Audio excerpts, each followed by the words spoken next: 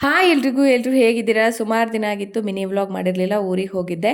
ಬೆಳಿಗ್ಗೆ ತಿಂಡಿಗೆ ಅಂತ ಹೇಳಿ ರಾಜ್ಮಾ ಕರಿ ಮಾಡಿ ದೋಸೆ ಮಾಡಿದ್ದೆ.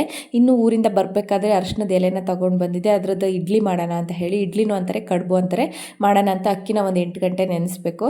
8 ಗಂಟೆ ಏನು ಬೇಡ, ಒಂದು 5-6 ಗಂಟೆ ನೆನೆಸಿದ್ರು ಸಾಕು. ಅದನ್ನು ಈ ರೀತಿ ಅದಕ್ಕೆ ನೀವು ಕಡ್ಕೊಂಡು ಮತ್ತು ಕಾಯಿ ಬೆಲ್ಲದಲ್ಲಿ ಹೂರಣನ ರೆಡಿ ಮಾಡ್ಕೊಂಡಿದ್ದೀನಿ. ಇದನ್ನು ಒಳಗಡೆ ಫಿಲ್ ಮಾಡೋದು.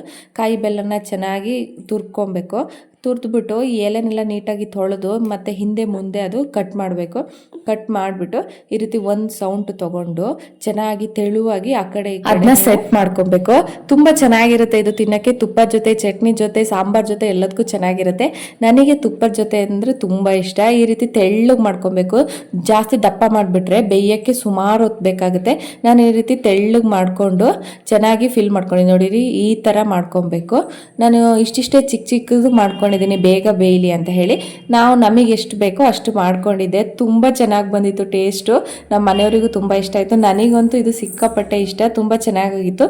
ನಿಮಗೆ ಈ ವಿಡಿಯೋ ಇಷ್ಟ ಆಯಿತು ಅಂತ ಹೇಳಿದ್ರೆ ಒಂದು ಲೈಕ್ ಕೊಡಿ ಮತ್ತು ಫಾಲೋ ಮಾಡ್ಕೊಳ್ಳಿ. ಇನ್ನು ನೆಕ್ಸ್ಟ್ ವಿಡಿಯೋದಲ್ಲಿ ಸಿಗ್ತೀನಿ.